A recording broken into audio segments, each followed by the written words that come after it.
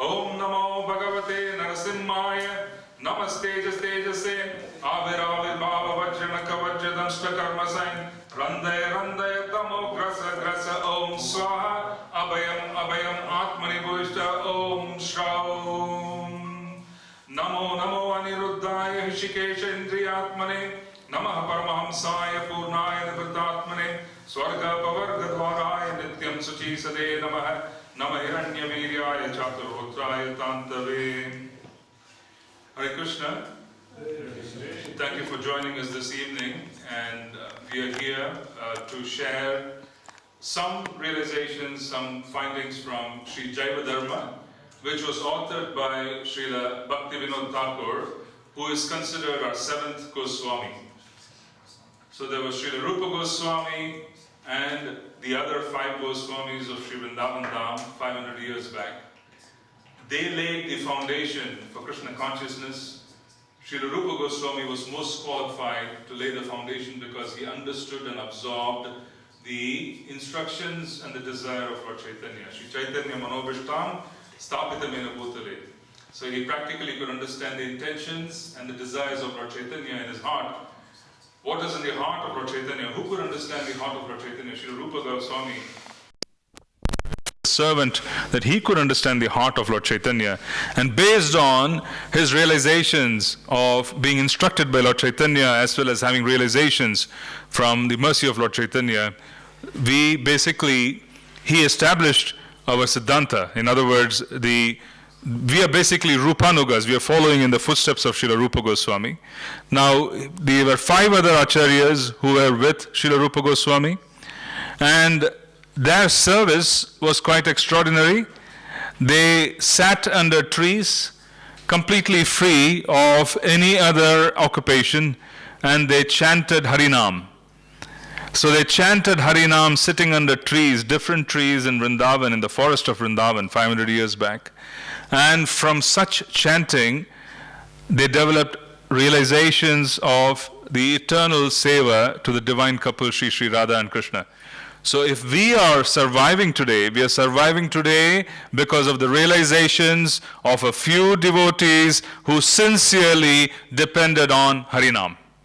This is a very important point for us to embrace. Sincere dependence on Harinam of our predecessor acharyas gave birth to the Siddhanta, gave birth to the realizations. Those realizations are the most vast and intricate body of knowledge that we draw from. Srila Prabhupada drew heavily from the works of his predecessor acharyas. Srila Bhaktivinoda Thakur drew heavily from the works of Srila Vishwanath Chakravarti Thakur. So the point we want to make is the success of our mission depends on Harinam.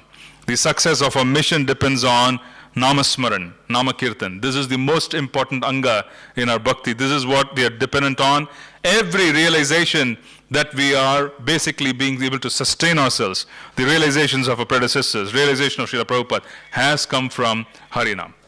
This is an extraordinarily important point which we want to understand, that they sat under trees and they chanted, and from those chanting, the pure chanting of Harinam, realizations developed. This is the first point we want to establish.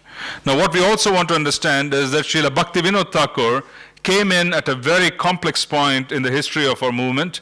He came in at a time when Gaudiya Vaishnavism had collapsed in certain ways. At least it was externally collapsed, it was covered over. Externally it appeared it had been covered over. Lord Chaitanya, who is the Supreme Personality of Godhead, he walked on this planet in 1486 through plus 50 years, for a few years, almost 50 years. And when Krishna himself is walking on the planet, and Lord Nityananda and his personal associates have descended, and they are bestowing mercy and they are distributing Harinam throughout Bharatvarsha in that particular point in time, you can imagine that in around 300 years after their departure, after their going back to the spiritual sky, it was covered over. Material energy was so powerful that it was covered over, and there was so much distortion that our Siddhanta was hidden. There was so much distortion, people couldn't understand who is a Vaishnava and who is pretending to be a Vaishnava, who has real goals and who does not have real goals which Vaishnavas are supposed to have. There was so much confusion when Srila Bhaktivinoda Thakur descended. he could not have an authorized copy of Srimad Bhagavatam.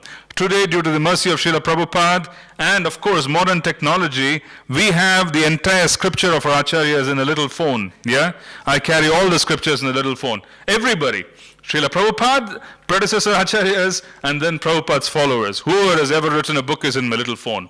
Yeah, those days getting a copy of Srimad Bhagavatam was so difficult because all the copies were handwritten.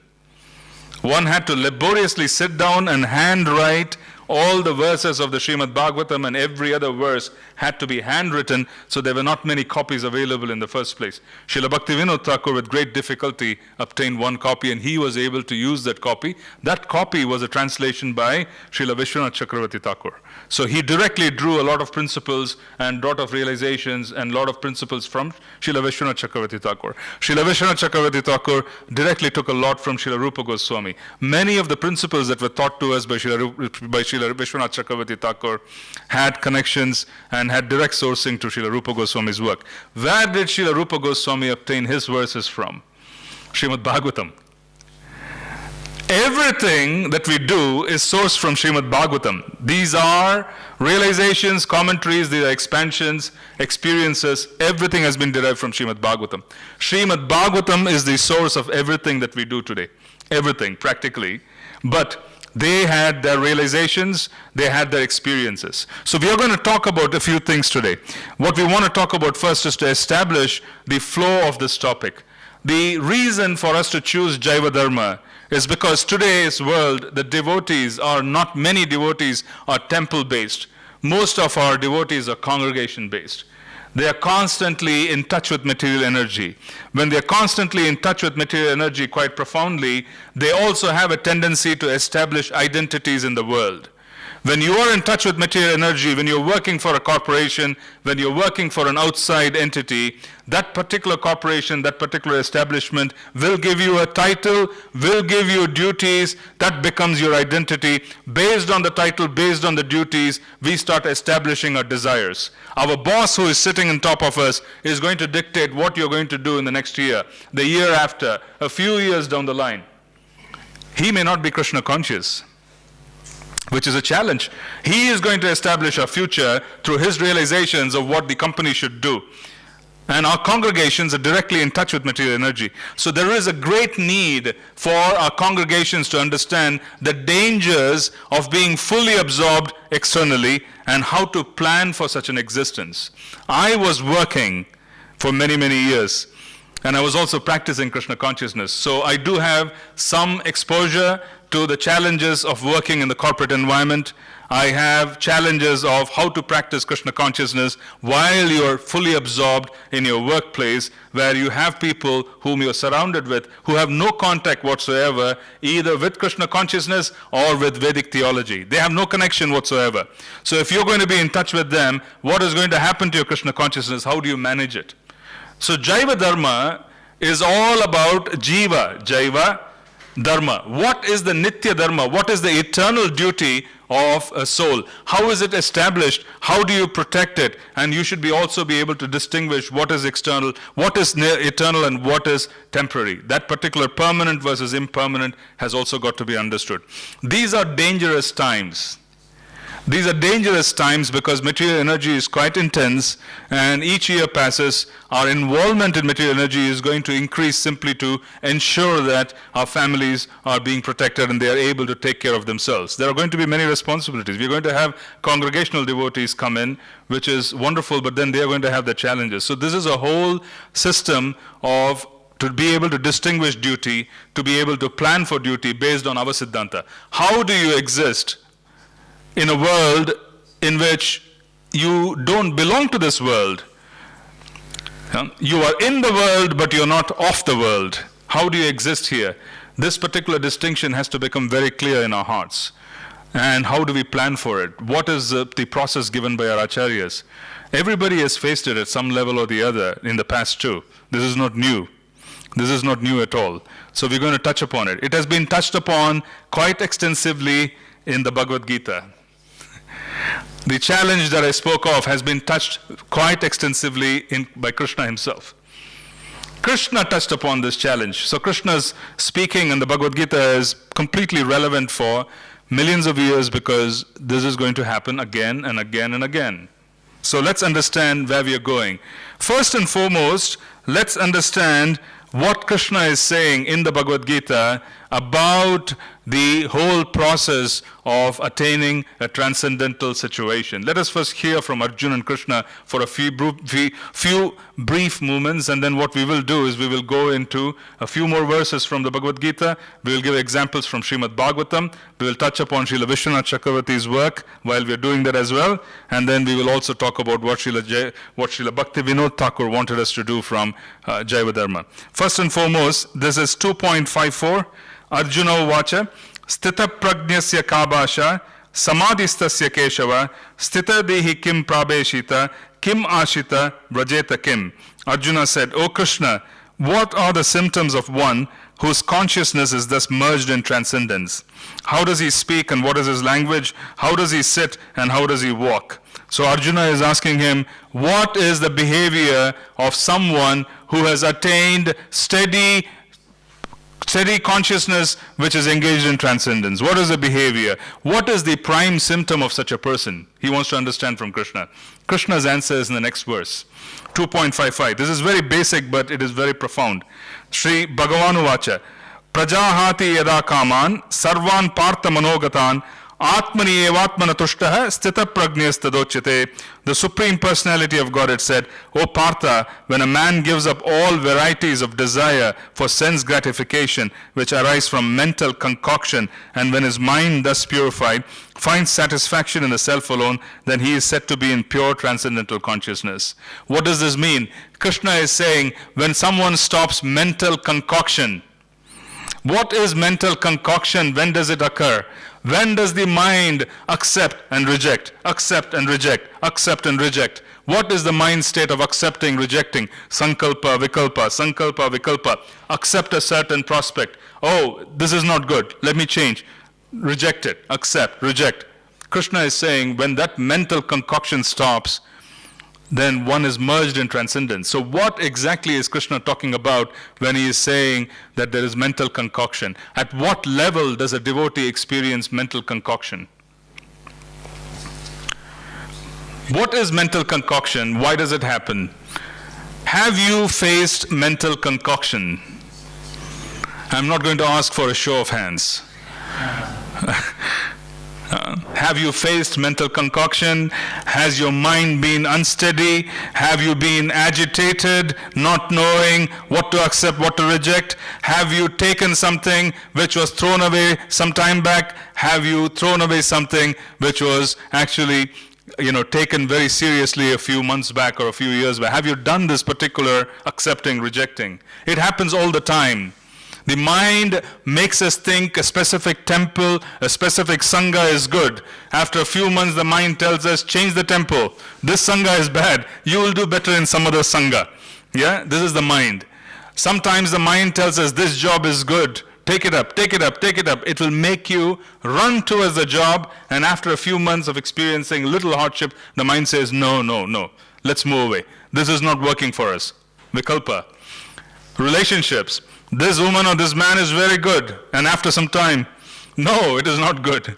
Let's just make a change. Because if you change all of this, you will be able to chant better. Yeah, somehow the mind is convincing us that making changes externally and throwing away and accepting things in our life is going to help us do better. This is mental concoction where there's a lot of agitation going on in the mind of wanting to reject and accept, reject and accept. There's a lot of agitation going on. So at what stage does this happen in devotional service? At what stage does this happen? There's a lot of confusion. The beginning is called Kanishta Adhikari. That's a very broad definition, but I was asking about stages. So Srila Rupa Goswami is giving us 8 stages. He is saying Shraddha, then he is talking about Sadhu Sangha, he is talking about Bhajana Kriya, then he is talking about Anartha Nivirtihi. What is Anartha? That which has no meaning. We really do not know what has meaning and what doesn't have meaning. We don't. We do not. We have to be very careful in jumping to conclusions. That which has no meaning. So the mind is engaging in accepting and rejecting things sometimes which are very favorable, sometimes that are unfavorable. So this is going on. At what stage of consciousness would this happen? When I'm talking about consciousness, please answer me about mode of ignorance, mode of passion, mode of goodness. At what conscious level does the mind engage in accepting, rejecting, accepting, rejecting? When is this agitation very heavy? Rajas. Because Rajoguna is going to cause extraordinary agitation of the mind, and Rajoguna is required if you have a complex life. Please understand this, dear devotees. If your life is complicated, you are going to need passion to set it right. If you have a complex life, you're going to need passion, which is a fact of life. But for us to take off in devotional service, what is the best mode? Goodness. So we need sattva for us to take off into the sky. But when we are outside in the world and we are working for an organization, that organization does not appreciate sattva. That organization is demanding rajas. Is it not true? That if you're outside, you're going to be demanded to set targets. You have to run towards those targets. Someone is going to sit on top of you, making sure you run towards those targets. They're going to chastise you. They're going to say, if you don't make it, you're going to lose your job. This is rajas. It is required for them to survive outside. So we are in an environment which is going to encourage rajas, which is going to set targets for us. But we need an environment which requires the mode of goodness. Now, do you see how difficult this is? Do you see the challenge? Where we are in an unnatural atmosphere outside, and we are required to change that particular atmosphere and manage when you come back home. 9 to 5, rajas. 5 to 9, it has to be sattva. It's a very big change. It's a very big change for the devotee to make. So very little progress gets made, because when you're home, you strive and you chant, you wake up, you do a few things. The moment you go to work, finished. So if you have a complex lifestyle, you need rajas to manage it, there's no doubt. So what is it which is very important for devotees, practically? What is the strategy which is very important? What is it that you need to be aware of, and what is it that you should always be desiring? We should be desiring the mode of goodness. We should strategize for the mode of goodness. What is it which is going to allow me to remain predominantly in the mode of goodness so that I will not have this agitation? This should be the strategy in the mind. Complex arrangements are not going to help.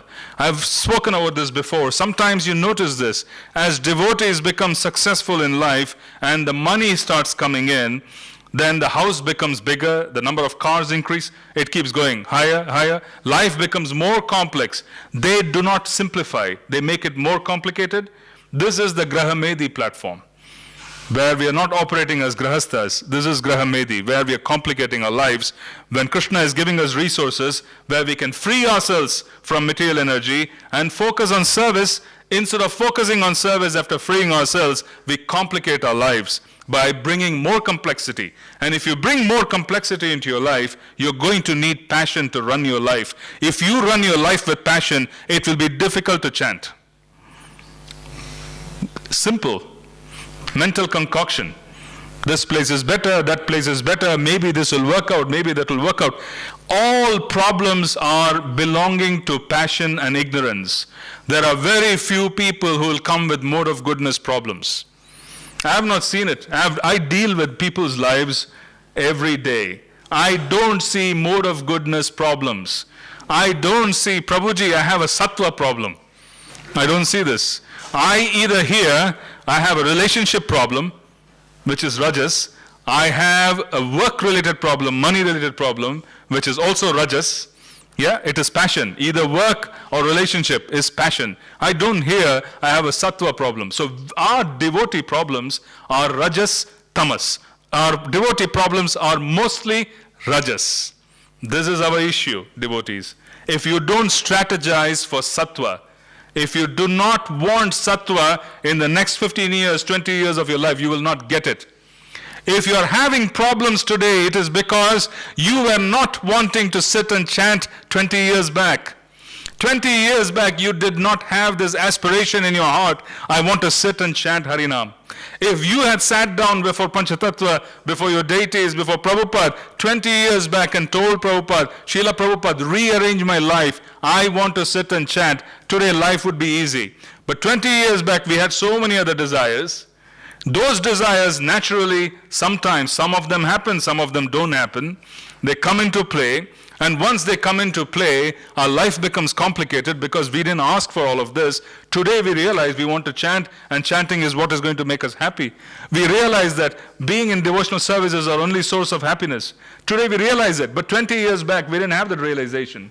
We were demanding many things in our mind. Those things came, some didn't come, some came with a lot of complications and some came with little complications. Today we have a complicated lifestyle and we are trying to follow a complicated lifestyle. Our process of chanting 16 rounds, following the regulative principles is simple. We are complicated. We are the ones who are complicated. We are very complicated in our aspiration. We have to be very careful in thinking that the process is complicated. The process is simple. It is a straightforward, simple process. There is nothing else to do other than follow the instructions of our acharyas. Nothing else to do. It is a simple process. Our lifestyles are complicated. And why is it complicated? Because we didn't think about it 20 years back. We were not desiring pure devotional service 20 years back. We were desiring many things, and those many things come with complications because there is rajas. So devotee problems are rajas, tamas. Rajas first, and then when those desires don't get fulfilled, then it is tamas. People become angry, they become upset, they even blame, they blame the deities even. They say, I'm chanting 16 rounds. Gauranga, I'm chanting 16 rounds. I'm doing seva. Why is my life complicated? Gauranga is saying, I didn't make it complicated, sorry, I tried. I tried telling you so many times in your heart. This is a fact. This is exactly how it works. So we have to understand that if 20 years back our planning was bad, and today we are having problems, and what we plan today can change the future. So I am not here to talk about the past. I am not here to talk about the past. I am here to talk about the future. I am here to say that if we desire carefully, then the future can be glorious and it can be less complicated for us. Desiring is very important. Desiring is very important, which is very, very important.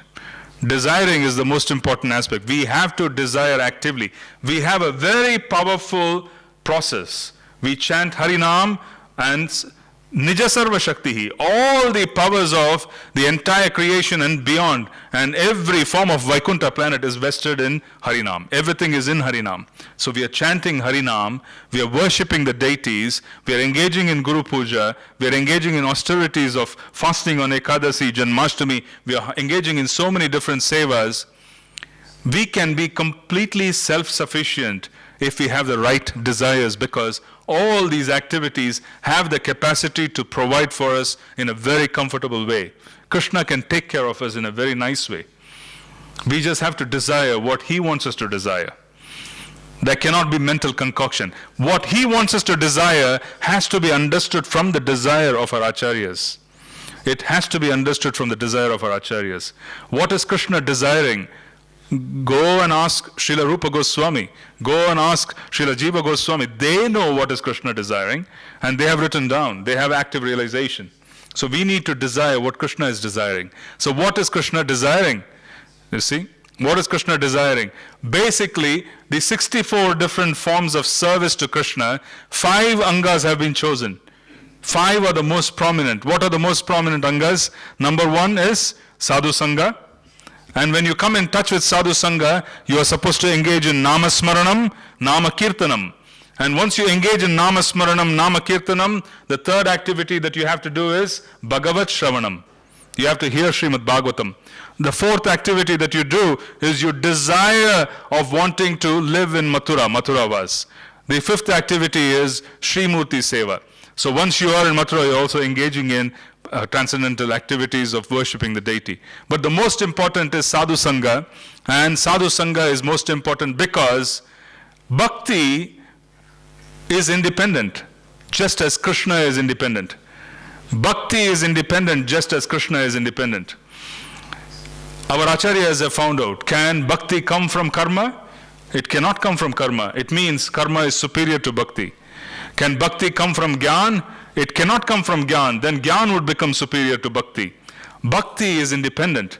If bhakti is independent, where is bhakti coming from? Can Krishna give us bhakti? Even Krishna may have the direct mercy of giving us bhakti, but at the same time, the source of bhakti is not Krishna. Ultimately it is, as everything is from source from Krishna, but where is bhakti coming from? She is independent.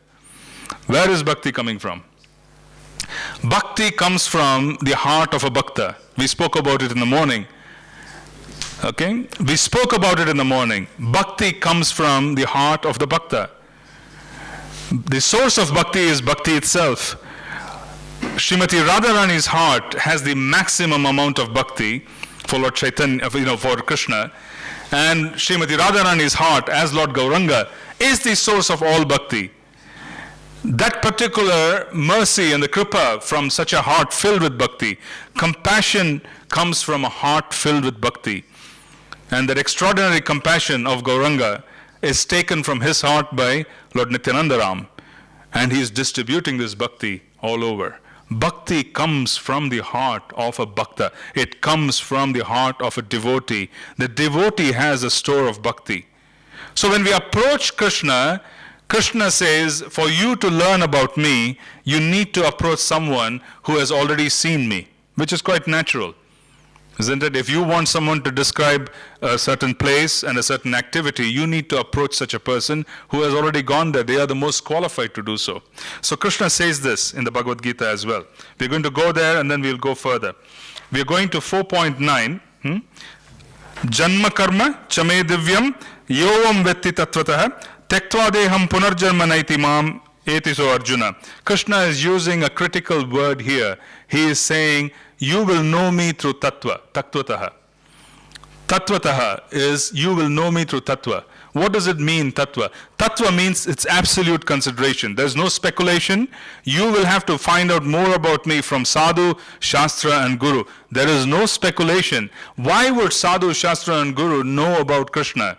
Why would they know? Because when Srila Vyasadeva was writing Srimad Bhagavatam, he was seeing Krishna in the spiritual sky, and Srila Vyasadeva, through his spiritual senses, had a direct perception, direct understanding of what Krishna was and how he looked and what he was doing.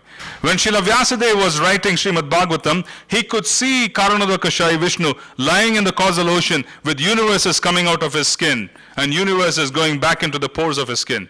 He could see them. He saw. Scripture is not giving us a metaphor. Scripture is not giving us an example that you have to interpret and figure out. The easiest way to understand Scripture is to understand that the person who was writing Scripture had direct perception. His spiritual senses gave him a good sense of everything. You see? We are dependent on the Shastra and we are dependent on Srila Vyasadeva because he could see, he recorded. Because he could see and he recorded, whatever he recorded is completely valid and it should be accepted as authority. This is Praman. Pratyaksha is direct perception. You don't need faith to figure out that I'm sitting in front of you, do you? I don't need faith to figure out you are sitting in front of me. I can see you. You can see me. This is direct experience. Srila Vyasadeva had direct experience of Srimad Bhagavatam. He took the direct experience and he recorded it. This is a very, very simple, straightforward fact. And when we approach someone who has come in the line of Srila Vyasadeva, who has had direct perception, then we have the ability, through the perception of chanting, through the process of chanting, to also have direct experiences. Krishna consciousness is filled with experiences. It is filled with experiences. The moment you join Krishna consciousness, even at an early stage, even 6 months after you come into the temple, even a month, 2 months later, there is a strange quality of peace and lack of anxiety that fills the devotee. Is this true? I will put up my hand. I experienced it long back. There was happiness which came out of peace and a lot of complete freedom from anxiety for most part.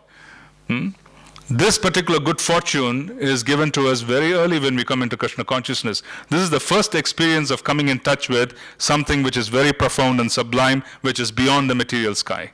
This is the first experience. You come into Krishna consciousness, your anxieties go away. Yeah, you're still trying to figure things out, but even in the 1 year, you may not be initiated, your anxieties are still going away because you're coming in touch with Krishna consciousness. This is very powerful to understand. This is very important to understand. We already have direct perception of coming in touch with transcendence.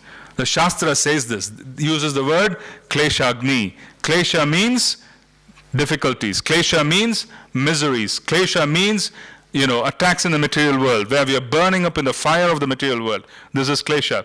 Shastra says kleshagni. The moment you come here, 2 leaves will start unfolding, and one of those leaves is kleshagni, where your material distress and the fire of material distress would start dissipating because you're coming in touch with the cool winds coming from and the cool rays coming from the holy names. It becomes very peaceful. This is an early sign of an experience. Krishna consciousness, again, the second leaf is good fortune. It is called Shubhada, where we start understanding our relationship with Krishna. Slowly, steadily, we start understanding a relationship with Krishna. We start understanding we don't belong here in the first place. This is an early sign. Krishna consciousness is commonly, normally thought of as walking on a road for thousands of miles for the next 50, 60, 70 years of your life, as long as you exist. How many of us here think that you're going to be walking on a plain road towards Krishna's abode, Goloka? Yeah, good. It is not a plain road. It isn't. Krishna consciousness is like scaling a peak. You have to be scaling a peak. A peak is quite steep, and the peak has different levels of achievements. You start scaling a peak, you reach a plateau. That is Krishna consciousness. When you reach the plateau, you start receiving some kind of a gift. And you start scaling the peak again, you receive a second kind of gift. But if your effort does not intensify year after year while scaling a peak, it won't work because we will be stuck at whatever level we are in.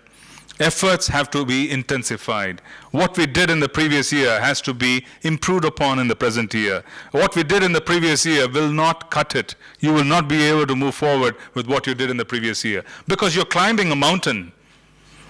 You are climbing a mountain. You are going to become more and more skilled as you climb a mountain each year. Krishna is going to give you gifts at each and every level. We're going to come closer and closer. There is going to be lesser and lesser distress from material energy. There's going to be greater and greater understanding of our relationship with Krishna. But there is a need for us to be able to intensify our effort, because effort needs to be intensified at each and every step as we go up higher and higher. This is Krishna consciousness. Krishna consciousness is scaling a peak. We have to accept it. It is not a walk on a plain field where there are no ups and downs. You keep walking, and at some point in the future, you're going to bump into Krishna. He's right there. He's just saying, keep coming, and I'm just waiting here. You're not far off, which is the truth in reality. It is not what it is. We need to understand that there has to be an intense effort for this. It requires that we modify our desires. It requires that we become quite single-pointed in achieving that. When you're trying to achieve something quite intense and we're trying to climb up and you're trying to go through higher stages, how can you have a complete dispersion of desires where you have hundreds of things to do? You can only have one thing to do, correct? And everything else has to adjust to that one thing to do, which is what is required. When you have too many things to do when you're scaling a peak, and when there's lack of concentration and there are too many goals which are being kept while you're scaling a peak, the peak would be difficult to climb. You won't be able to scale easily. You need to have a single-pointed mind. Everything will be provided with a single-pointed mind. Everything. When we start thinking that I need this and I need that for the purpose of Krishna consciousness, and if it is really required, it will be provided for. We are not without resources. We are not without resources. We have abundant resources. Each and every one of us have been blessed with exactly what is required for us to move forward. How do we know that? What did Mahaprabhu tell us? What did Mahaprabhu tell us? What did he give us? He gave us Harinam. What else did he give us?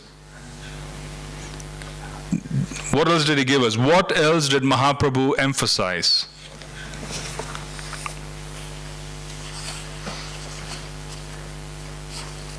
What else did Mahaprabhu emphasize? Okay, compassion, preaching. What else? Vaishnava Seva. Vaishnava Seva, yes. What else did Mahaprabhu emphasize? I'm sorry, I'm going to keep asking. Taking prasadam. Sorry? Taking prasadam. No, it is actually the truth. Sevon mukehi jihvadav. There are only two types of seva where you start with. One is to chant nama and the other to eat prasadam. Yes, I agree with you, but there's more. Yeah? Yeah, Mahaprabhu, Krishna said this in the Bhagavad Gita. I'm going to read what Krishna said. Then we will get into what Mahaprabhu said. Krishna said, Ananyas chintayanto mam e janaha pariyupashate tesham nityabhiyuktanam yogakshemam vahamyaham. But those who always worship me with exclusive devotion, meditating on my transcendental form, to them I carry what they lack and I preserve what they have. Krishna is making a statement saying, I carry what they lack and I preserve what they have. Is Krishna lying? Okay, Krishna cannot lie. This is Shastra. Krishna is not lying. He is speaking the truth. He is saying, I will preserve what you have. I will carry what you lack. So, are you lacking things today in your life to chant properly? Ask yourself. Ask yourself this question. Are you lacking things today to chant properly? Okay? Yes? Basically, if you think that you're lacking things today for chanting properly, it means Krishna is not doing his job. When Krishna says, I'm preserving what you have and I'm going to carry what you lack, he means it. At any given time in our lives, we have exactly what we need for us to go to the next level of advancement in Krishna consciousness. The particular circumstance that we are in could be arranged by our karma. Undoubtedly, if today we are in a complex environment, complex situation, health-wise, relationship-wise, economically, this has been arranged by your karma. However, when we start understanding that Krishna, you have arranged this because you say so in the Bhagavad Gita, you have given me exactly what I need for me to move forward, Krishna will get involved. It's a fact. When you buy an apple and you bring it to Panchatattva, the apple when you buy with a few euros is matter. When you bring it to Panchatattva, it becomes spirit, prasadam. Why? Because now Krishna is involved. When our life is offered to Krishna and we accept it, saying, this is what we need, I am going to try do my best with the circumstances that I am in, Krishna will interfere positively to make things happen. This is what this verse is. He will preserve what we have and he will carry what I lack, provided we accept that our present circumstance is exactly what we need and we push ourselves to the maximum based on the present circumstance. We should always examine whether we are pushing ourselves to the maximum based on the present circumstance. If we are pushing ourselves to the maximum based on the present circumstance, more opportunities will come because Krishna will make arrangements. How does Mahaprabhu say this? He says, Trinadapi sunichena taroriva sahishnuna amani manadena kirtane sadahari. What does Trinadapi sunichena taroriva sahishnuna mean? Mahaprabhu literally is translating, the way to understand it is, Mahaprabhu is saying, accept life as if it has been arranged by Krishna. This is taroriva sahishnuna, be tolerant of life as if it has been arranged by Krishna. And act upon it with courage. You should act upon your life with courage after accepting it as if it has been arranged by Krishna. This is humility. Humility is to accept life as arranged by Krishna and to act upon it with courage. It does not mean we sit tight and we do nothing. We try our best to make some endeavor, but our effort is going to be completely focused on improving our ability to move forward. This is Trinadapi Sunichena. Mahaprabhu gave us. Then there can be Kirtaniya Sadahari, because constantly we are going to endeavor trying to accept things as they are, as if it has been arranged by Krishna, doing our very best to act upon those circumstances practically and spiritually in every other way. Then that becomes very auspicious, because then Krishna will preserve what we have and he will carry what we lack. This is a fact. This is a sutra. This is how we operate. This is our technology to remove obstacles. This is how we remove obstacles. we accept things as if Krishna has arranged it. The day we accept things that Krishna, you have arranged my life, I'm going to see what I can do to improve my Krishna consciousness based on my present circumstances. My circumstances are difficult. I'm going to see what I can do to improve upon it. The moment we say you have arranged it, he becomes a part of it. This is a transcendental trick, and it is supported by Shastra. This is a transcendental trick. It is supported by Shastra. 9.22, I will preserve what you have. Trinadapi sunichena tarori vasaishnuna. Mahaprabhu is saying this, I will support you. Accept it. This is Mahaprabhu's statement. You accept it. Trinadapi sunichena, become humble. Become humble and accept life as if Krishna has arranged it. Tarori vasaishnuna. Tolerate the circumstances. Do your very best. Then there can be kirtaniya sadahari. Amani manadena kirtaniya sadahari. This is Mahaprabhu's sutra. This is the same as this verse. I will carry what you lack. I will preserve what you have. You need to do your best as if I have arranged your life today. We don't want to question our present. We want to see what we can do to improve. We want to see what we can do to push it to the maximum. When we start pushing things to the maximum, Krishna would do his part. Krishna will do his part. This is without a doubt. This is without a doubt. It has been seen in history. Wonderful things happen. This is our way of arranging things in life, is first accepting things as they are, and then pushing ourselves to the maximum to achieve whatever can be achieved within those circumstances. And then Krishna steps in, and he gives us the ability to move forward, to remove more obstacles. This is our way of doing things. This is our Siddhanta. You chant sincerely, and you follow the principles given by Mahaprabhu, and everything else just gets arranged. So the difficulty that we notice in our lives, the devotee lives in general, has to do with the mode of passion. We need to get away from the mode of passion. This is very basic, but without following this particular basic instruction, we would struggle.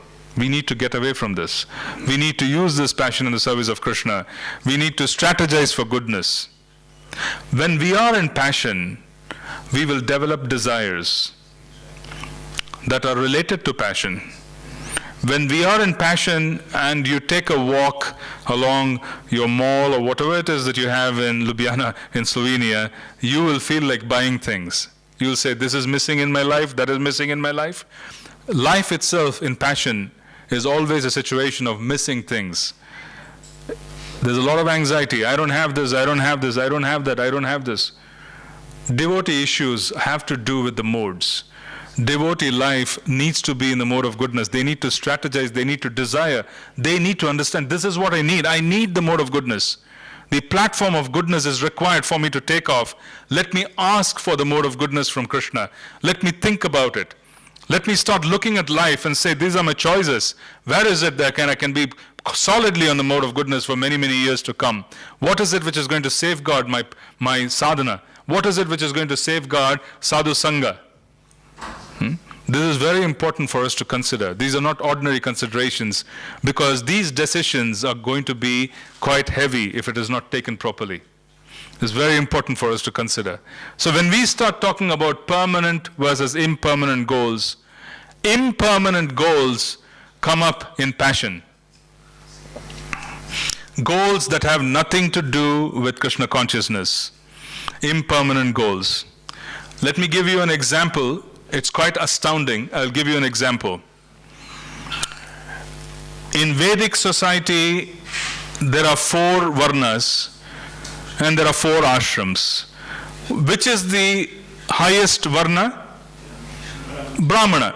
The Brahmana varna is the highest, Shudra varna is the lowest, Sannyasi is the highest, then the lowest is Grahastha. Basically, when you start looking at the Grahastha ashram is the lowest in certain ways. The reason is that we deal too much with passion and ignorance. Grahastha ashram, I'm a Grahastha, so I'm not trying to discriminate against Grahasthas. You can't say I'm political. I'm merely saying that the Grahasthas have to deal with passion and ignorance more than a brahmachari and sannyasi. It's a fact. Because we deal with the outside world, we have to plan for the future. All of this is a part of it. Now, amongst the 4 varnas, the Brahmana varna is considered to be superior. Both the varna and the ashram are simply aspects of our conditioning. It is simply our conditioning. We are conditioned. So in Vedic society, if you did not have Bhagavad Dharma, if you did not have Krishna consciousness, in Vedic society, if you're born as a Shudra and you do your duties of a Shudra very nicely according to scripture, you serve the remaining 3 varnas, then you have the ability to improve your chance of being born in the next better varna, which is the Vaishya varna. This is Vedic society. Then you do your duty of a Vaishya very carefully. Be a businessman. You're desirous of making money. And if you're desirous of making a lot of money, and then you use the money for proper ways to engage in proper activities in Dharma, you take care of cows, then that particular businessman has the ability to graduate in the next lifetime to his consciousness of being a Kshatriya. The Kshatriya, similarly, if he's going to be 100% focused on Dharma, has the ability to graduate to becoming a Brahmana. This is conditioning. Conditioning is improving based on the teachings of the Bhagavad Gita, where they tolerate their circumstances, develop detachment from those activities, and they move from one varna to the other. So even the Brahmana varna is conditioning. It is conditioning. It is a conditioned state. Does everybody understand this word, right? It is a common word in Krishna consciousness. Conditioning. We are vulnerable to that particular varna. If you have that quality, you're going to be vulnerable to that varna. Jai Shri Shri Pantachattva Bhagavan ki. So, we are going to be vulnerable to that varna. Does everybody understand this word conditioning? We are conditioned to be Brahmana. Now, what is the recommendation for a Brahmana? Because the Brahmana, he's from a Shudra, he has become a Vaishya, Vaishya has become Kshatriya, now he has become Brahman. How does a Brahman relieve himself of his conditioning? What is the recommendation? The recommendation in scripture is for the Brahmana to practice the Gayatri mantra. The Brahma Gayatri. Tat Savitur Varenyam Bhargo Devasya Dhimahi. This is the Brahma Gayatri. Scripture says, Vedic scripture says for a Brahmana, you sit down and you practice this extraordinary Gayatri mantra. It is very powerful, and this will help you go higher than your conditioned state of being a Brahmana. You are now, as a Brahmana, in the highest stage of mode of goodness. Shudra, ignorance. Vaishya, passion, ignorance. Kshatriya, pure passion. Brahmana, mode of goodness. How do you go beyond mode of goodness? Chant Gayatri mantra. So what is the conclusion of scripture? This highest activity of chanting the Gayatri mantra and performed by the Brahmana, who is the highest varna, even that activity is anitya, it is temporary. Why is it considered to be temporary? Even that particular activity is considered temporary. And I'm not talking about the chanting of Gayatri mantras in our movement. I'm talking about general Vedic society. Why is the Gayatri mantra chanting by a Brahmana considered to be a temporary activity? Why? It is called anitya, it is not Nitya Dharma. It is anitya, it is temporary, it is called naimitika. You are born in a certain conditioned state and you want to move away from that state, you're chanting the Gayatri mantra. Why is the Brahmana chanting the Gayatri mantra? He's chanting the Gayatri mantra to be free from his conditioning. After he is free from his conditioning, does he need that mantra? No, so that's why it's temporary. If the highest varna and the highest activity which that varna performs is also temporary, what to say of so many things that we do on a day-to-day basis? Can you imagine that? We do so many things on a day-to-day basis in the outside world. If the Brahmana's chanting of the Gayatri is anitya and Shastra is saying it is temporary, all it is going to do is relieve you of your conditioning. What to say of our goals that we set up in this world that are not connected to Krishna consciousness? What is the fate of those goals? Can you understand how complex it is? The Brahmana's Gayatri is condemned by our acharyas. Our acharyas have condemned it. They're saying, no. Your Gayatri mantra is wonderful. It is an extraordinary mantra. It can increase the mode of goodness quite substantially. It can even take you beyond the material sky into the spiritual sky. But it will not give you the relationship with Krishna. There is no rasa. There can't be a relationship. So our acharyas are saying that is temporary. You are simply trying to get away from the material sky. It is temporary. If that is temporary, what about our activity which we perform during the day outside in this world that are not related to Krishna consciousness? Can you just imagine the profundity of how dangerous this is when you start comparing that superlative Brahmana, who is the highest Varna, he is chanting the Gayatri, which is the highest mantra for them. Not for us. For us, the highest mantra is the Maha Mantra. But for them, the highest mantra is the Gayatri. Dharma Gayatri. I'm sorry, not the Dharma, Brahma Gayatri. The Gayatri given, by the ancestors, and it comes through lineage. Tat Savitur Varenyam. Does this make sense, dear devotees? Can you understand that this is the highest activity for the highest Varna in Vedic society that is also condemned because it is temporary? What to say of the activities and the goals that we set up in this world, which are surely, surely temporary? Do you understand how profound this is? This is Srila Bhaktivinoda Thakuras' statement. He's saying, no, this is temporary. In Jaya Dharma, this is temporary. You don't set that goal up. You might be this, but this is temporary. So this is anitya, this is naimitika. This is going to be given up when you lose your conditioning. So today, if we are struggling with our conditioning, and our conditioning is forcing us to set up goals in different ways, we should understand that these goals cannot be set up separate from the Nitya Dharma of the soul, which is to engage in the chanting of Hare Krishna, chanting and wanting to engage in pure devotional service. It cannot be set up. Our conditioning is forcing us to set up goals. We are thinking something is important and we are forced to set up goals. Do we understand how dangerous this is? This whole goal setting process and desiring things which we do not know about, we really do not know what is the implication of what is positive, what is negative. We aspire for things we don't know. If the Gayatri is dangerous and it only gets you across and it doesn't get you Krishna, what to say of our goals? We have to be careful. So what is the best way for us to understand what is a permanent goal and we desire a permanent goal? What is a permanent goal? What is safest for us to desire? The safest benchmark of desiring life, you're very fortunate that you're just starting out. I was just hearing you speak to the television reporter saying you're starting out. Yeah, you're very fortunate. So this is good for you because you're starting out. You can plan better. We have the good fortune of already coming in touch with what is going to make us happy. The next step is for us to figure out on how to keep this for the rest of our lives. This is all we need to do. This is strategy. Someone approached me who was only 25. He had just graduated from one of the top universities in America. He got a job in a big law firm in New York City. I was mentoring him, and then he asked me, Prabhu, what should I do? I was mentoring him even in his education and other things, and he was asking me, what should I do? What do you think I should do? How should I move forward in my role? And I told him, you should plan for retirement. He said, I'm only 25. I said, you should plan for retirement. I'm only 25, Prabhu. I still have a long way to go. Please give me an idea as to how to progress. I said, you should plan for retirement. I said, you plan for retirement because Krishna has given you a job. It pays very well. You are 25. Choose to retire by 35 so that you can dedicate your day in the service of Krishna. If you have a roof over your head, and you have things paid for, and you are able to feed yourself comfortably, and you have some peace in your heart so that you don't have to worry about bills, that should be the goal of anybody who is outside, who is working. You should make yourself independent of material energy at the soonest. You should desire that so that you could be free from the mode of passion and ignorance, where we could dedicate ourselves to serving. We could spend the entire 24 hours in service.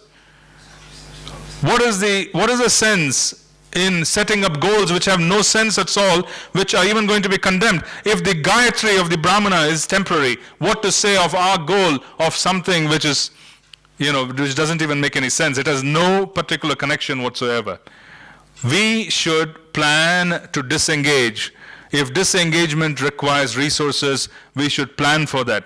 Then our purpose outside would make sense. If you're engaging with material energy, use that time to disengage at some point soon. That is life. That is Krishna consciousness. We can't have both together. It doesn't work. One conflicts the other. One requires passion, the other requires goodness. It is conflicting. It does not mean we stop working. It does not mean we give up work. It does not mean we give up family. It means we desire understanding where the problems are. This is very important. It is practical. We are grahasthas. If you are grahastha, you plan carefully. If you're very young, then you have a great opportunity because you can start desiring Krishna consciousness. You can desire a life where you can absorb yourself and offer your fullest to service while keeping every responsibility taken care of. If this desire comes in the mind and you're going to go out to work and you're every day going to work, that work will also be meaningful because you're working hard in an environment not for sense gratification, but you're working hard in an environment to stabilize so that you could move forward and absorb yourself in bhakti. This is what is going to make us happy, not what is outside there. We don't belong there. We somehow feel we can't engage. Yeah, I look at it. Devotee has vacation time. What do? They go to the dham. Yeah, they don't go and have fun. They just go. Their fun is devotees. Their fun is sangha. Their fun is kirtan. They've already figured out happiness. The biggest quest of philosophers has already been figured out by a young child in our movement. Isn't it astonishing? A young child in our movement is clear about what is going to be happiness. They know that. They know happiness is sangha. They know happiness is kirtan. They know happiness is being a part of, the group which is going to celebrate Krishna. They already figured this out. Now all they need to do is work to ensure that they finish their business outside and then engage in absorbed seva so that they can have more happiness. This is important. If not for us, it is important for the next generation, so that they don't make the same mistakes. Srila Prabhupada said this. He said our third generation, they would take over the world. Why would Srila Prabhupada make this statement? Why did he say the third generation would take over the world? He said that because the first generation is the pioneer. They pioneer, they open centers, they open temples, they preach all over the world, they set things up, they make all kinds of heavy sacrifices. The next generation basically has not desired Krishna consciousness at birth. They come in and they figure out Krishna consciousness is wonderful and they start practicing Krishna consciousness, and then they want Krishna consciousness for their children and they start saying, I should have done this, I should not have done that, I should have not done this. So they already know that they could have done many things better. This is the second generation. The third generation will be protected by their parents in the second generation so that they won't make the same mistakes which their parents did. They would have proper desires in the heart. They would know where their happiness is. They would pursue life to the fullest. This is why Srila Prabhupada said that they would have maximum advantage in Krishna consciousness. Why? Because they would have figured out what is to be done and what is not to be done. So goal setting and understanding impermanence versus permanence is very, very critical. The 5 most angas of bhakti are sadhu sangha, bhagavat shravanam, namasmaranam, bhagavat shravanam, mathuravas, and Srimurti Sevaya. Mathuravas is living in Mathura. Do we need to go to Mathura? No. Shastra does not say you need to go to Mathura. Mathura Vas essentially means we develop consciousness in our heart where we have the same experiences as living in Mathura, in Vrindavan Dham. You could be in Slovenia, you could have Mathura Vas happening in the heart. This is a Shastra conclusion. If our chanting is good, we are in Mathura nicely. So this desire of only wanting to be in Vrindavan and chant Harinam is a state of consciousness, is a state of coming to reality. Srila Raghunath Das Goswami, he writes in his prayer, the Radha Kundashtakam, where he says that one whose heart has been completely cleansed, and in their heart there's only the desire of coming to Sri Radha Kund and chanting Harinam, for them this wonderful pastime of the divine couple would become visible. So he's giving us a little bit of a clue there, saying that if your heart is cleansed to such an extent that you desire nothing but chanting Harinam in Vrindavan, then you will start being able to experience things in the spiritual sky. That particular state can be attained outside of Vrindavan as well. So we keep these 5 angas of bhakti as a main goal. We keep these 5 angas of bhakti in planning. We start examining to see where is sadhu sangha, where is namasmaran. We start looking at different aspects of it. This is very important for us to do so. We need to examine where these 5 angas will flourish, and we need to desire these 5 angas and make changes to our life based on these 5 angas.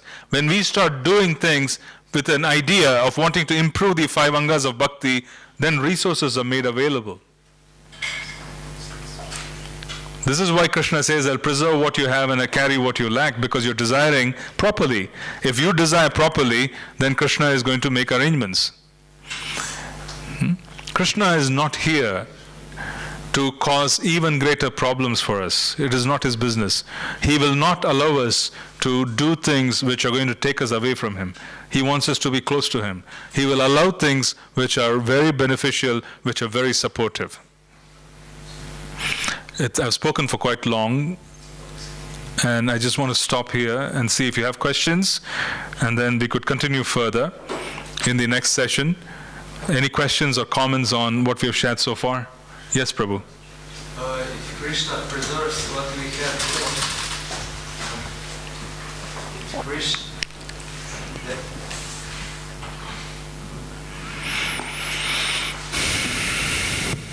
if Krishna preserves what we have, why then some devotees lose everything?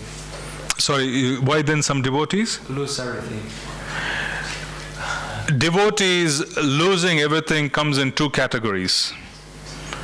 The first category of devotees losing everything comes because it is karmic, and they're going through some very heavy karmic exchange, because of which they lose everything. This is the first category. The second category is where Krishna has given himself to them. This is Akinchana Krishna. Krishna has given himself to them. Now they have Krishna. They are seeing him, they are touching him, they are talking to him all the time.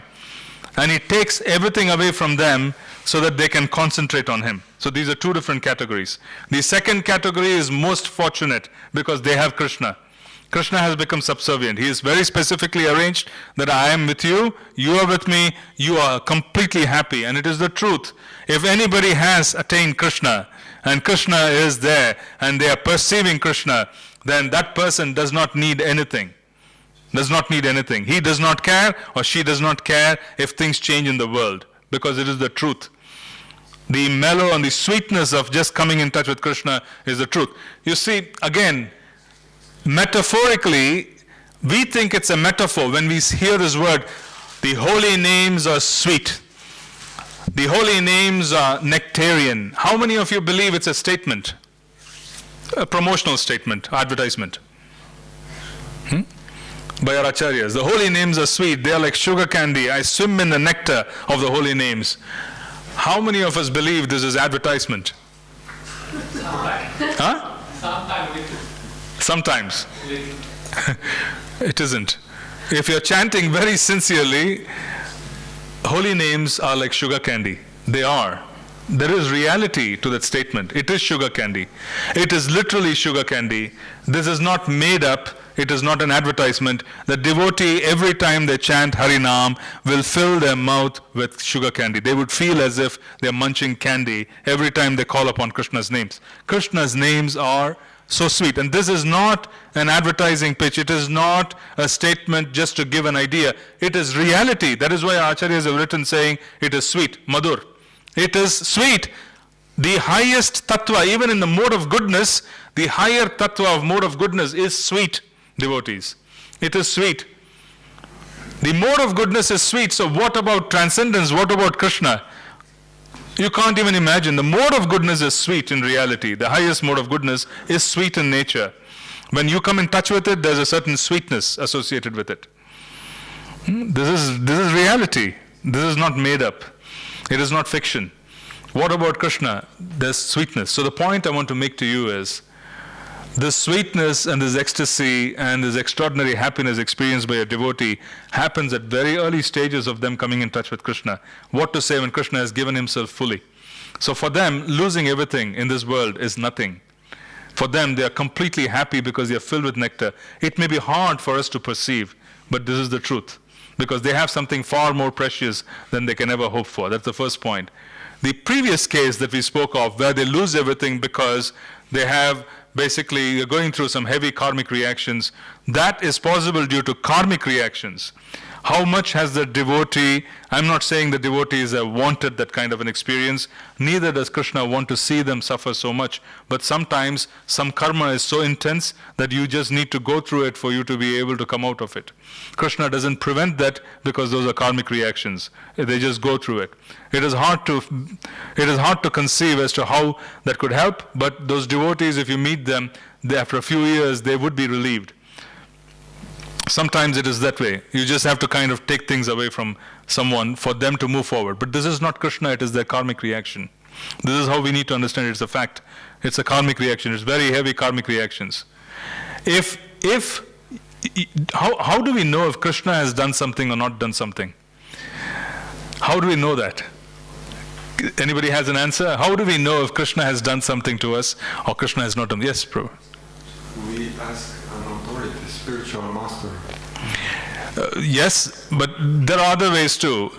If something happens in life, and it makes us chant, it makes us read Srimad Bhagavatam in a deeper way, our faith increases, and we engage in Bhagavad Shravanam, our devotional service increases after certain incidents in life, we know Krishna is involved. If Krishna is not involved, there would just be suffering. Then we know it is just karma. Yeah? It's a straightforward fact. Why would Krishna, listen to this very carefully, why would Krishna interfere with Krishna consciousness? We should think about it. Why would Krishna interfere with Krishna consciousness? He wouldn't. Krishna would never interfere with Krishna consciousness. We interfere with Krishna consciousness. If our Krishna consciousness increases because something is gone from us, it means Krishna is involved and this is a blessing. If our Krishna consciousness goes down, it is probably because of bad karma. It is because we are trying to do something, we desired some aspects of our life negatively, and this happened due to that. So there is a big distinction. You can judge it as to how Krishna is involved. Any other point? Yes, Prabhu. Thank you for a nice lecture. Useful lecture, I think. You were speaking, if I understood correctly, that we should remove ourselves from this immense activity of everyday life, which today's circumstances impose on us, and plan for going out and using all this for gathering, collecting money, for getting out. And but what if you are involved with devotee family and you kind of develop this consciousness and this idea and this, you have nurtured this desire to go, but there are people who depend on us. And people who depend on you, wife and others, and they are not pure devotees, and the staying together might be jeopardized by you leaving the immense activity because they need things, they think they need things, and you have no control over their needs or too less control over their needs, and you might think it's better that we stay together. And it's better that I stay involved in all this jasic activity. What to do in such a situation? Well, I want to clarify and make a statement first. I never said anything about leaving. I said desiring the mode of goodness. Desire an adequate, comfortable platform for the future where we can engage in proper devotional service. Desiring this, whilst we engage today in the circumstances of life and tolerating life, is what I was talking about when I used the word Trinadapi Sunichena Taro Riva Sahishnuna, we tolerate the circumstances of life, we desire an outcome for the future which is going to allow us maximum participation in the process of bhakti, and by doing so, we act upon the present with courage, and that in turn is going to give us greater and greater opportunities because we are desiring the right thing, rather than desiring things which may not fix the future but could cause even bigger problems. That is what I meant. That you were speaking about cultivating certain kind of desire actually, but not changing outer activities. True. Like this. Exactly. There is absolutely, there should not be. The circumstances of life should be tolerated. From tolerance comes knowledge. From knowledge comes detachment. From detachment comes the possibility of not desiring such circumstances again. That is why, yeah. But it's hard if you are involved in this kind of active environment. It's hard to be in sattva in sense that you are detached, and because you are afraid of losing a job, because losing a job might mean losing a family. True. And then you are a bit contradictory, because you are advising not to leave this environment, but on the other hand you say, this cultivating desire, it's very hard in this environment, so you on one side say, leave this environment as soon as you can. So I'll clarify this. It's kind of... I will clarify this. Yeah. I'm not saying, what I'm trying to say is, when we are in this environment today, we accept the environment as if Krishna has arranged it for us. We don't reject it. We accept it, saying, this is what you have given me. This in turn will involve Krishna into our lives deeper.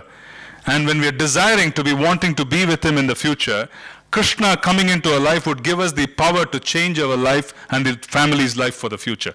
That is what I was explaining. Yeah. So not so much leaving, but desiring, but involving Krishna so that Krishna would help us change things. We don't have the power, Krishna does. Yes. Yes, Prabhu. Can also be the case that the karma and the Krishna involvement go together.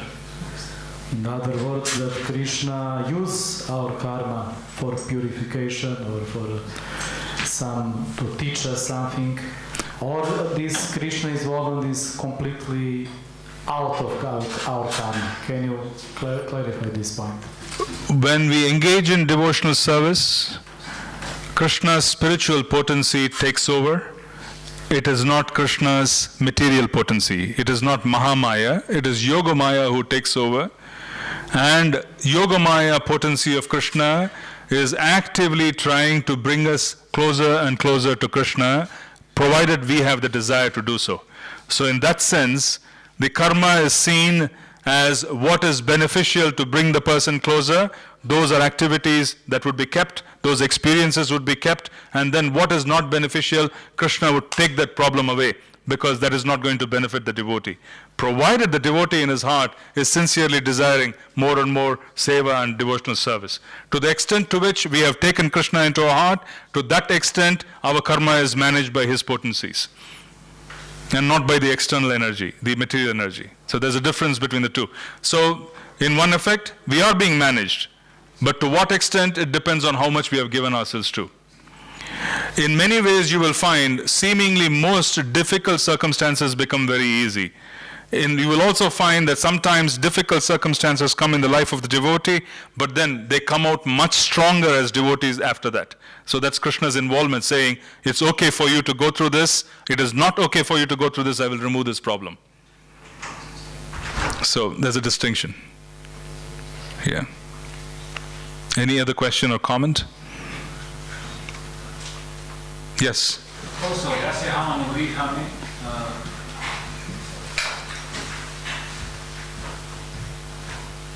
Oh, Prabhu is on the other side. Yeah. Hello, Haribo.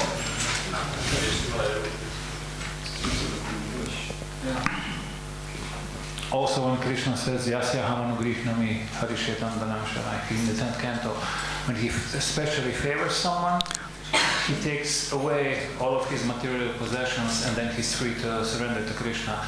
And if it's not rule of me, in the 6th canto, Vishwanath Chakravarti Thakur mentions 3 reasons why it appears externally that devotees sometimes may suffer.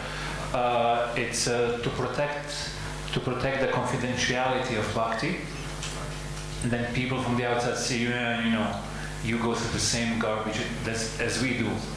and also to protect non-devotional philosophies, because they're also his children, so they can continue to believe whatever they want to believe, and to increase the eagerness of the devotee.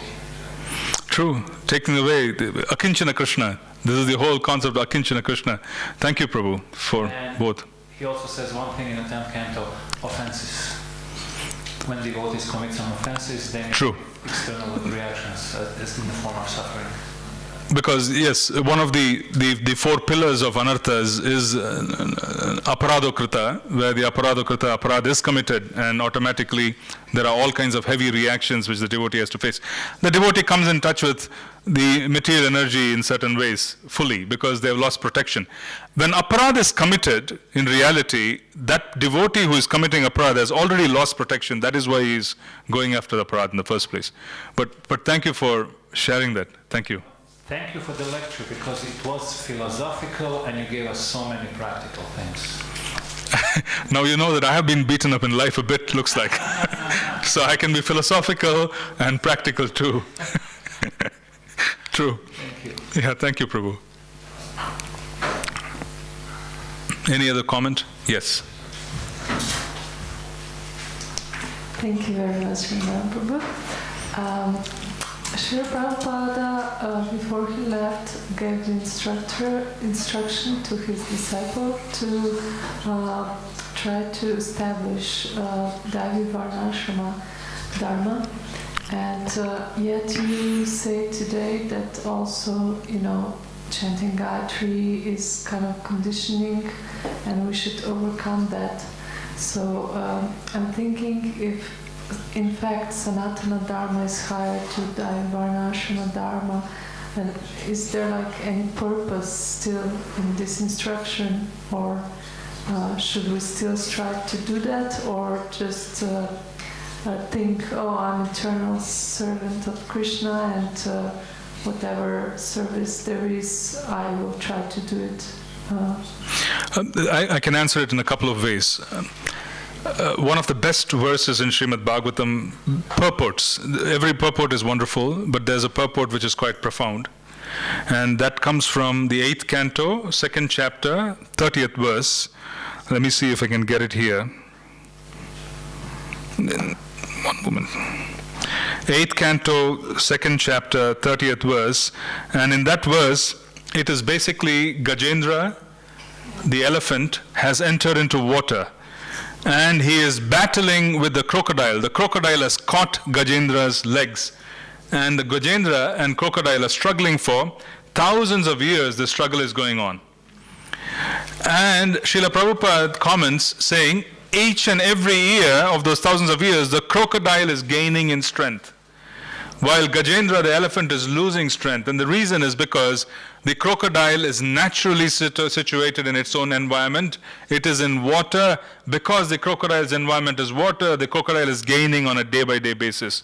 Because Gajendra is situated in an alien, foreign environment, day by day Gajendra is losing his strength and his potency. So then he says the soldiers of Krishna consciousness must strive to be physically, sensually, emotionally, and also spiritually completely strong for them to be able to battle the forces of Maya. Because otherwise, as each year passes, if we are unnaturally situated, we will get into a lot of difficulties because we are fighting against nature, and it is going to take away our ability to fight. So he is basically saying that being on a natural environment, what is the meaning of a natural environment? That is Varnashram. Being naturally situated is to suit yourself and situate yourself in the specific ashram and the varna that you are suited for based on your propensity. Yeah, this is his instruction. Don't try to be something which you're not. You are probably better off using your strength. Lessons will come from that environment. You will tolerate those lessons. From there, you will obtain knowledge and you will obtain detachment and you will be able to move forward. Okay, this is the instruction given by Srila Prabhupada. So Varnashram is required. So initial choice is required. There is no doubt. Because when we are unnaturally situated, we become weak as time progresses by. The second point is situating ourselves in an environment which is natural also means that we are learning how to operate within the modes.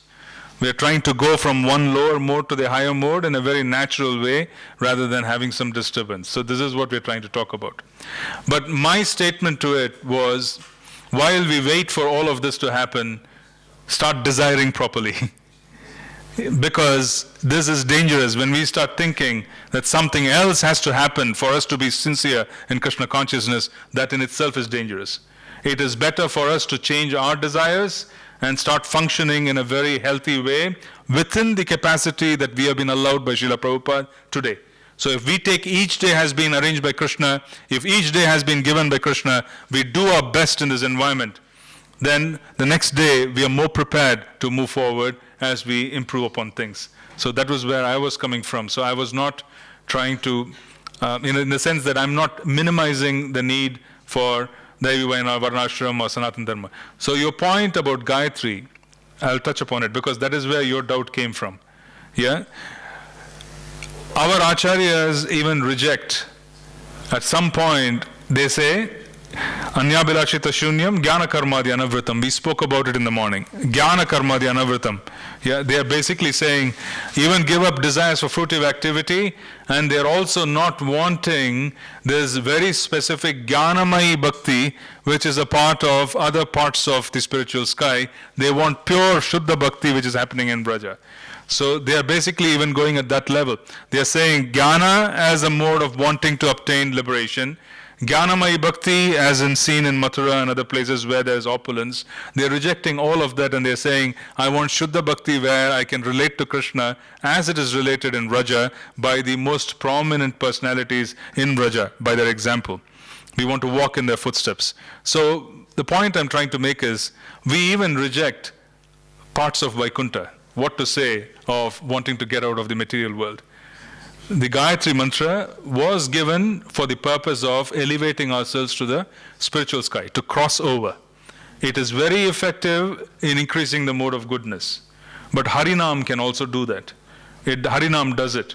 So our sadhana and sadhya are very closely aligned. Where we practice our sadhana sincerely, this allows us to reach the goal in a very aligned manner. Srila Bhaktivinoda Thakur's point was, if the highest varna in a regular varna system, if their goals are subservient to our goals, and what they are doing is subservient to the objectives that we are engaging in, then we should be very careful in desiring things in this world. So that was the point I was trying to bring across, not minimizing Varnashram. Yeah, I wouldn't discourage a Brahmana who is chanting Gayatri sincerely. I would say, please continue chanting. I would never discourage that. Is also the intention that we do it, this Anukulena, I mean, if you chant favorably Brahma Gayatri with Bhakti? Yeah? Well, see, the Brahma Gayatri can be chanted with Bhakti. The function of the Brahma Gayatri is to take us beyond the material universe and give us liberation. But liberation is not a goal. Liberation is not a goal. We achieve the goal of liberation in Namabhas. 1 year after a Bhakta or a Bhaktin comes into a movement and they practice Bhakti, they feel relieved from material energy. It is one sense of feeling relieved, is one sense of liberation as well. The point I'm trying to make is that liberation is a very, very small goal for us because we achieve it when there is offenseless chanting. Anartha Nivritti is complete, the devotee is already in the mode of goodness, the higher mode of goodness. They are already having very little to do with the material world at that point in time. What to say of anything else? So our goal is not to complete Anartha Nivritti through the Brahma Gayatri or anything. That is not our goal. Our goal is to develop a relationship. The Brahma Gayatri does not have the ability to give us the relationship with Krishna. Can it be used by Brahmanas for the purpose of elevating the consciousness? Yes, that is what it is meant to be used for. They are meant to, because moksha is the goal, the specific ayana of a Brahmana in a regular Vedic society. He is after moksha, Kshatriya is after dharma. He is aligned to moksha. In that sense, the Brahma Gayatri is the most important tool for him or her. How is it that in Bhagavad Gita, Krishna says out of mantras and Gayatri? Good. In the Bhagavad Gita, Krishna first says in 4.9 that you have to approach a spiritual master who has seen Tattva Darshan, and you have to receive instructions from him. You will have to sit with him, serve him nicely, and once you become subservient, then you would realize the truth in 4.34. But then in 18.65, the same Krishna says, he is not telling us to learn tattva. He is not telling us to do anything. He is saying, Manmanabha Madbhakto Madhyaji Mam Namaskuru. He says, always think of me, worship me, offer homage unto me. So Krishna is progressively taking the person to the ultimate stage. In the initial stage, one requires Adav Shraddha. Faith has to be given. It has to be cultivated by the spiritual master. One has to acquire knowledge of spiritual tenets because that is going to build their confidence and reinforce their ability to engage in bhakti, sadhana bhakti. Once the sadhana bhakti turns into attachment, ashakti, and at ashakti, material energy does not influence the person. So Krishna is talking different statements progressively depending on how the devotee has progressed. So in that sense, yes, he is the Gayatri mantra, of course, but it does not mean that that is the mantra that is going to be used for the purpose of attaining. He is also saying he is the taste of water. He is also saying, amongst the different planets, I am the sun. He is also saying, amongst the different stars, I am the moon. So there are many statements which are being made in the chapter, but the point is that the Mahamantra is the mantra which takes us all the way and gives us a relationship with Krishna, whilst removing us from the modes of nature. The mode of goodness is also problematic at certain stages. It is said in Shastra, even the mode of goodness is problematic. What to say of the lower mode? So even that is condemned. So being higher at some point is also not going to solve the urge and the eagerness of the devotee. So in that sense, we can say that it does not really fit the bill. Thank you. Hare Krishna. Hare Krishna. Yes, Prabhu.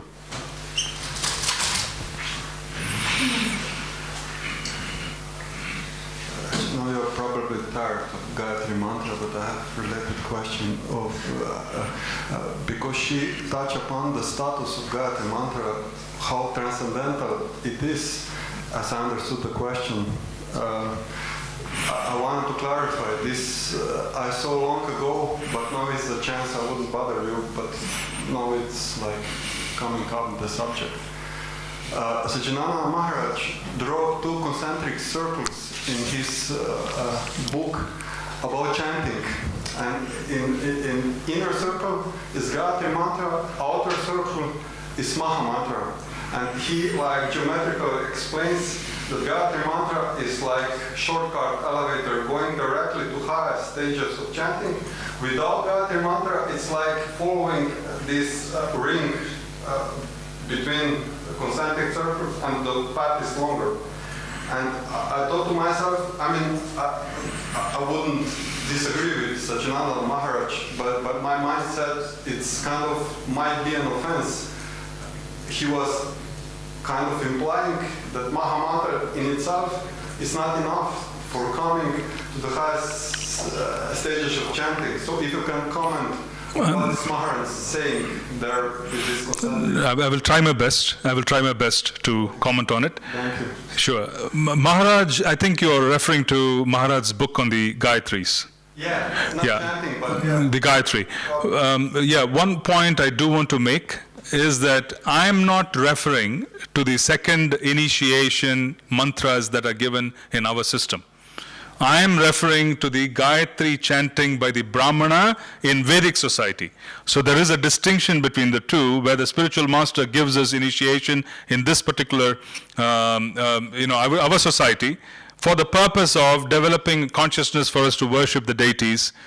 It is helpful, there is no doubt. It is helpful, but Shastra is very clear that Harinam is sufficient. Yeah, we should be very clear on that particular statement that Harinam is self-sufficient and one does not need anything else, but we do not want to minimize the system given by our acharyas because it helps us come in touch with the deities. There's Pancharatra, it helps us in the idea of coming in touch and worshipping the deities as well. So this initiation which you're talking about in the Gayatri Mantra, there are 7 Gayatris which are given. He is referring to practically the second initiation process. But I'm referring to the specific Dharma Gayatri which is chanted by the Brahmana in Vedic society who is not engaging in Bhagavad Dharma, he is engaging in Varnashram Dharma and he is wanting to progress further. So that's the distinction. Sure. Very good questions. A lot of reading has been done, so it looks the questions are naturally very good. Very good questions and comments. Anything else that I can assist you with? Any comment? Yes, Mataji. I speak English not so good, but I will try. My humble obeisances to you.